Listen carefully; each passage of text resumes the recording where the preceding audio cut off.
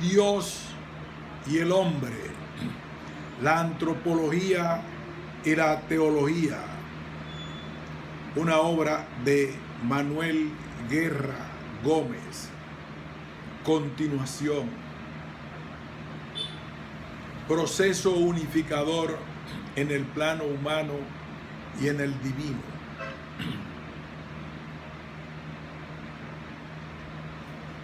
El pluralismo antropológico de los poemas homéricos es anterior al proceso unificador que en varios sectores se inició en los siglos siguientes a Homero y a Hesíodo, desembocando en la unidad del principio primordial y primigenio arqué del cosmos, filósofos presocráticos, siglo 7 y 6 antes de Cristo, que a la vez tienen resonancias teológicas. En la unidad lógico-ontológica e incluso teológica de Parménides, siglos 5 a 4 antes de Cristo, y en la divina. En el siglo 6 antes de Cristo se inicia también el dualismo antropológico o unificación de las múltiples vertientes materiales y psíquicas del hombre, antropología pluralista en los dos arqué, cuerpo y alma, del cual ya he hablado. En cuanto a la constante dualista, tras un prolongado periodo de impronta más o menos diluida y popular, orfismo, pitaforismo, escaló con Platón la cumbre de su formulación filosófica. Poco tardó el proceso ascendente y unificador en empujarla hacia el monismo antropológico o concepto unitario del hombre. Este se bifurcó ya en los comienzos, tal vez por la misma inercia del desprenderse del movimiento dualista empeñado en oponer materia y espíritu o cuerpo y alma en el plano antropológico junto al monismo y lemorfista de impronta y proyección espiritualista. Coexistió el monismo materialista. Este se bifurcó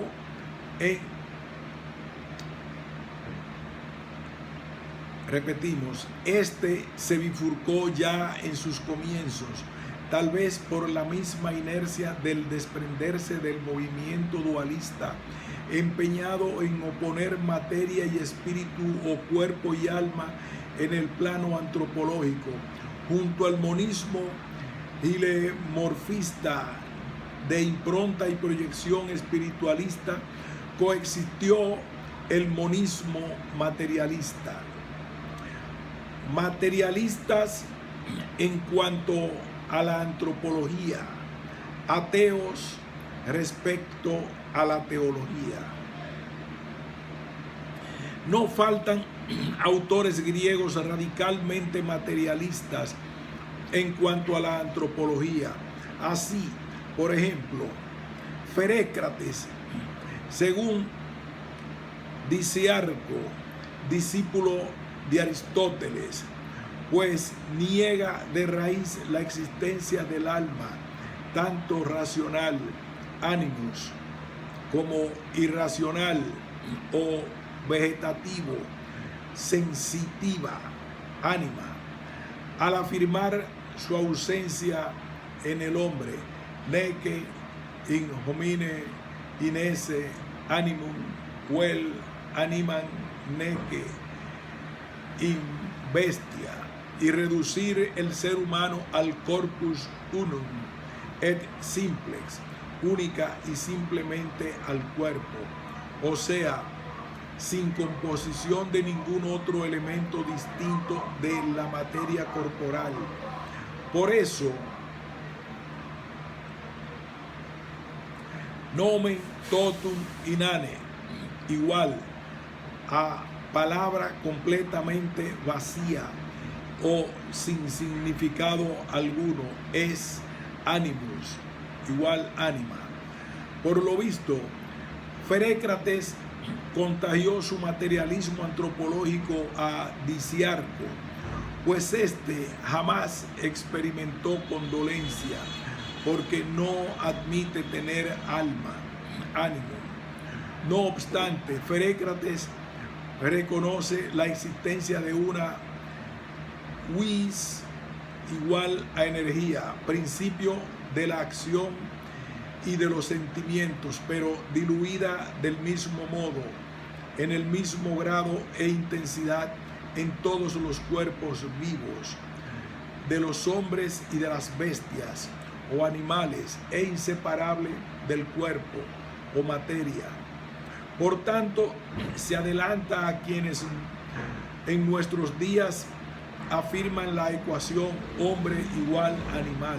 Si bien estos, Monod, Emorín, etc., lo hacen en virtud de un reduccionismo genético biológico, ciertamente también materialista. Antes como ahora, si se admite alguna diferencia entre los animales irracionales y los racionales, es sólo cuantitativa, no cualitativa, por lo que se refiere a los autores citados en este apartado. De los autores griegos nombrados aquí, apenas si se conserva algún que otro fragmento. Por lo mismo, resulta imposible determinar más su antropología ni reconstruir su teología, pero a juzgar por esos fragmentos, el hombre sin alma es un hombre sin Dios ni dioses, es decir, los materialistas en antropología lo son también respecto de la teología, o sea, ateos. Por eso, Diosearco de Mesenia protagoniza la practicos, Dios, igual a la vida activa, como ideal de la existencia humana, en contraste con su condiscípulo Teofrasto, defensor de la teorético Dios, igual vida contemplativa, en su sentido amplio o especulativo y religioso. El monismo materialista del helenismo obnubila la visión del hombre. Se pone de espaldas a la divinidad, cierra los ojos a la subsistencia humana tras la muerte, troncha el ansia de infinitud innato al hombre y lo encorva sobre la tierra, dedicado a lo somático, al negotium, a la vida activa. La vida del hombre se justifica en la medida en la que colabora con la estructuración o transformación psique, catas quehuazanta del mundo según sus posibilidades. Opinión que suena a un atisbo anticipado del materialismo y ateísmo del marxismo de nuestro tiempo, que no se contenta con contemplar el mundo, ni siquiera con interpretarlo, sino solo como transformarlo mediante la vida activa, sin admitir más ciencia y conocimiento que los promotores de la transformación intramundana, la inmaterialidad del alma humana y la divinidad. Este materialismo radical no es corriente. Son más frecuentes los llamados ateos por los helenos, pero que no lo eran de hecho, pues negaban los dioses, el politeísmo, no la divinidad. Otros, de acuerdo con nuestra mentalidad, deberían ser materialistas tanto respecto del hombre como de la divinidad, pero aceptan un alma inmaterial, en el hombre y unos dioses también inmateriales e inactivos o no influyentes ni en la vida de los individuos, ni en la historia de la humanidad, ni en la marcha del cosmos. O sea, con términos modernos, son emergentistas y deístas. Frente a la constante espiritualista, órficos, platónicos, aristotélicos, neoplatónicos, etc., sigue su curso, con frecuencia casi subterránea y como eclipsada por la anterior otra constante de signo opuesto, aunque no contradictoria. Cree en la existencia del alma y de los dioses, pero afirma su naturaleza no material, ni tampoco espiritual, sino inmaterial. Según no pocos filósofos griegos, Anaximandro, siglo VII a 6 a.C., Anaxímenes, siglo VI a.C., Diógenes de Apolonia, siglo V a.C., Demócrito y los atomistas, Epicuro y los epicúreos. El alma es una realidad sutil, ligera, penetrante, móvil y apta, cual conviene al principio vital para imprimir el movimiento cuantitativo o trasladado de un lugar a otro, y el cualitativo a cambio del ser vivo, crecimiento, desarrollo, decrepitud, mutaciones, muerte. Entre todos corresponde a Demócrito, siglo V a.C., el título de representante oficial de esta constante. Está fuera de lugar exponer su teoría atómica, así como tratar de demostrar su atomismo,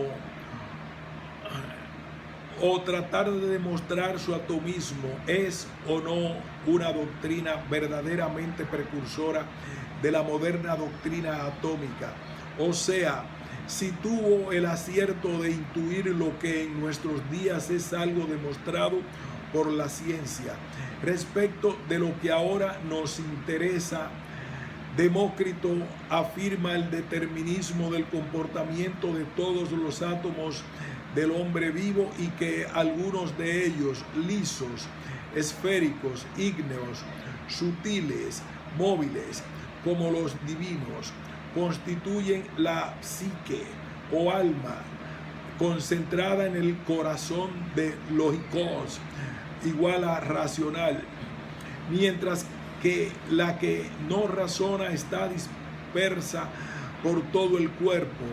Por lo tanto, el alma es un soma, cuerpo, pero puede llamarse incorpórea a causa de la sutileza de sus partes. De esta manera cierra el paso a la posible entrada de la espiritualidad, libertad e inmortalidad del alma humana.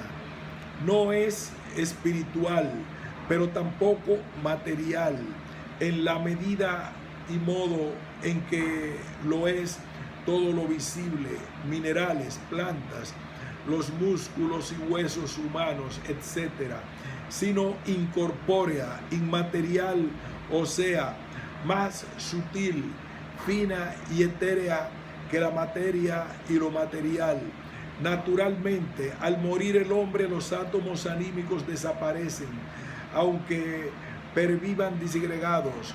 La mortalidad del alma o su condición perecedera, conforme a la doctrina atomista democrítea y epicúrea, significa sencillamente que sus átomos se disgregan, se separan, sin que los fragmentos conocidos hasta ahora permitan precisar su destino tras la muerte. El vulgo recorrió el mismo camino que los filósofos, aunque con paso más lento en los movimientos ascensionales, a no ser que pertenecieran al orfismo, pitagorismo y a religiones mistéricas. En este caso, aceptaban la espiritualidad e inmortalidad del alma. La creencia vulgar, muy extendida en su tiempo, según Platón, no vacilaba en admitir que el aliento vital de que expiraba era recibido por el viento, dispersado y esfumado, sobre todo si era exhalado, o moría cuando soplaba viento muy impetuoso o en tiempo de una tormenta, caso no raro en la región etérea. Según los pitagóricos y los estoicos, establecía su morada ultraterrena. Allí pervivían las almas indefinidamente. Polvillo solar de los pitagóricos, o según los estoicos, se extinguían en cuanto a realidad independiente cada vez que tiene lugar a la conflagración final de cada período cósmico. En este instante se unen a su principio el éter, disolución en lo único, todo, panteísta. En él se diluyen. Según Demócrito, los átomos anímicos se separan, mas nada se dice de su suerte posterior. Demócrito es atomista, monista o materialista a secas, aunque propiamente no sea un materialista radical, pues su división de los átomos integrantes del hombre, de acuerdo con su sutileza, etc., en dos secciones, a saber, la material y la inmaterial, junto con sus enseñanzas morales en orden a obtener la felicidad en esta vida mediante la docilidad a los impulsos de la nebulosa atómica del alma, sin dejarse arrastrar por la mayor pesantez de los átomos corporales. Reafirman una cierta dualidad, pero sin llegar nunca a lo espiritual, dentro siempre del atomismo de naturaleza materialista. La antropología y la teología, es decir, el concepto de un hombre o una escuela filosófica, tiene del hombre y de la divinidad recíprocamente, se conforman e influyen. Diógenes de Apolonia reconoce que Dios, el aire, es un soma, igual cuerpo eterno, inmortal, grande, fuerte, conocedor de muchas cosas. Anaxágoras no consigue una diferenciación clara entre lo material y lo espiritual. Diógenes de Apolonia señala sin más la equivalencia entre la divinidad y el principio constitutivo del alma e inteligencia humana. Poco después agrega: y me parece que lo que tiene inteligencia es lo que los hombres llaman aire, y que todos son gobernados por él y que domina todas las cosas. Pues me parece que precisamente esto es Dios, y llega a todo y dispone todas las cosas y está presente en todo. Pero ninguna cosa singular participa de la misma manera que otra, sino que hay muchos modos, tanto del aire mismo como de la inteligencia. En cuanto divinidad inteligente, ordenadora de todo, lo abarca. En cuanto divinidad inteligente, ordenadora de todo, lo abarca e impregna todo. Por tanto, el aire es inmanente al mundo, a la vez que, en cuanto Dios lo trasciende, por lo menos como el todo trasciende a sus partes. Diógenes de Apolonia coincide con Anaxímenes cuando éste afirma: como nuestra alma, por ser aire, nos mantiene cohesionados, así el soplo, aliento, neuma del aire abarca a todo el cosmos. El aire no es esencialmente distinto del atmosférico.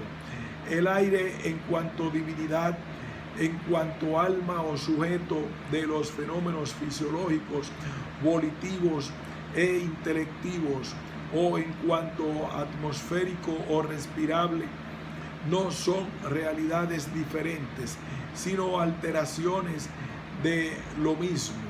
El aire, con sus cambios, o más literalmente traducido, alteraciones, heterosis en griego, origina todas las cosas y seres.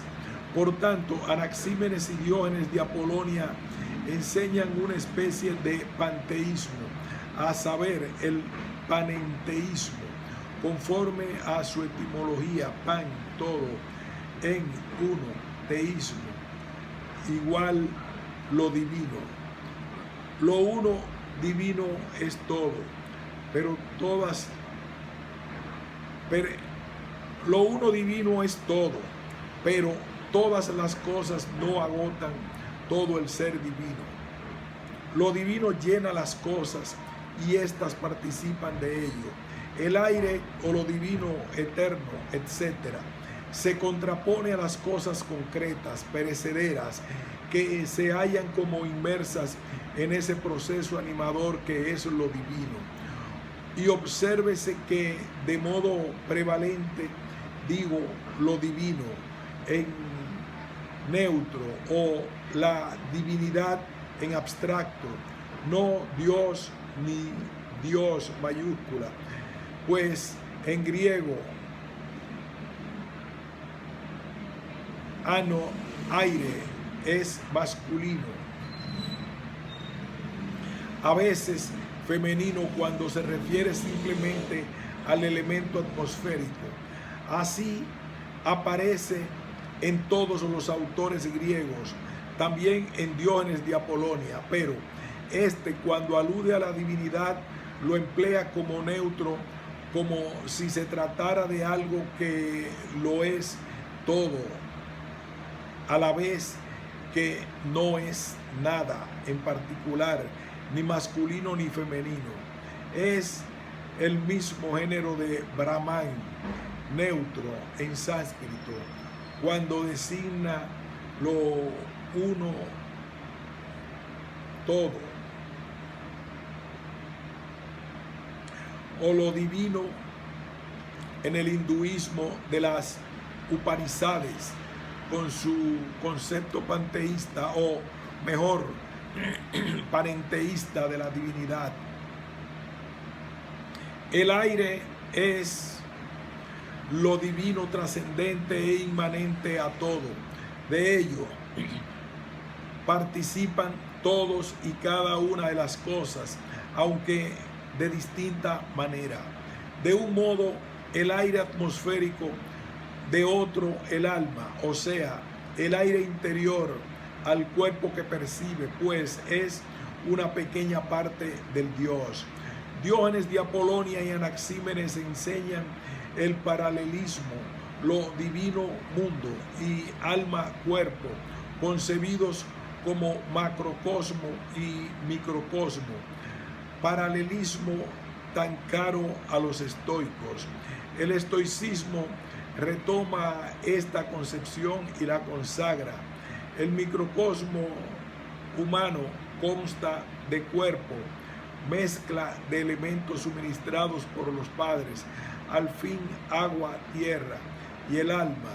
Algunos textos la definen como nebulosa de partículas emanadas del fuego divino, pero la mayoría la consideran como parte del soplo divino inmerso en el ser humano, es decir, partículas no ígneas, sino etéreas y cálidas. Todos los estoicos, salvo Marco Aurelio, en el último periodo de su vida y escritos, corporizan al alma, o con mayor precisión la hacen inmaterial, no propiamente espiritual. Se alimenta por la sangre y por la respiración. Su naturaleza sintoniza con la de la divinidad, igual alma cósmica, principio activo e inmanente al mundo y a las cosas, como el alma al cuerpo, éter, fuego, logos, causa. Con estos nombres designan a la divinidad y con la esencia de los multitudinarios démones que pueblan el aire.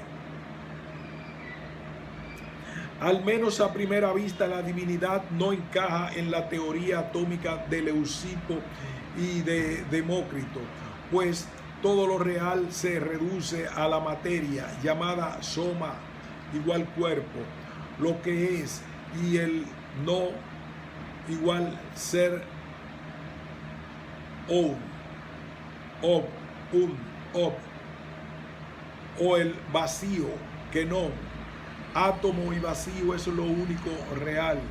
Todo lo demás es convención, nomos, y objeto de opinión. No hay posibilidad de otra forma de ser y existir. Por tanto, queda descartado el espíritu, las realidades espirituales. Los cuerpos materiales constan de unidades físicas elementales, compactas, impenetrables, indeseables, llamadas por eso átomo, griego átomos, no cortado, indivisibles. Los átomos a su vez se componen de partes, volumen, masa, molécula, partes minimae del latín, distintas solo ideal o conceptualmente, pero incapaces de existencia independiente. O sea, los átomos son físicamente indivisibles, teóricamente divisibles, si bien esta divisibilidad es atribuible a Epicuro, propiamente no a Demócrito. Los atomistas griegos, por tanto, previeron de algún modo los electrones, protones, neutrones, etc., pero no tal como han demostrado los adelantos científicos técnicos de nuestros días.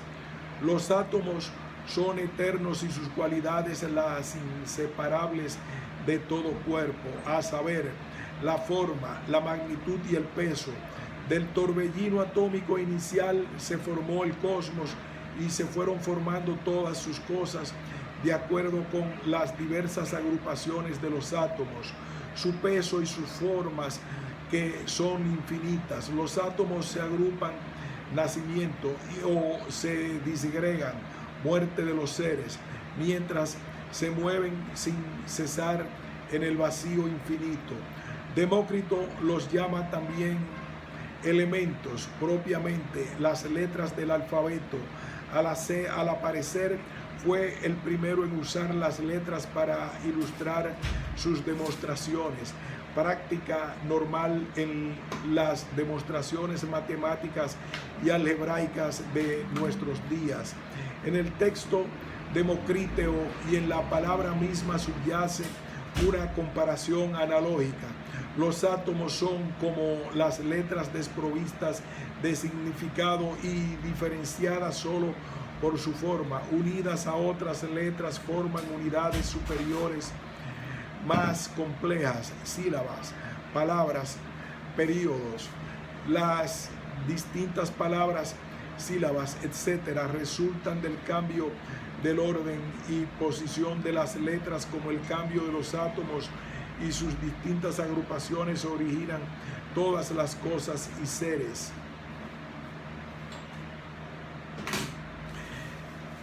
Aquí haremos una pausa y continuaremos.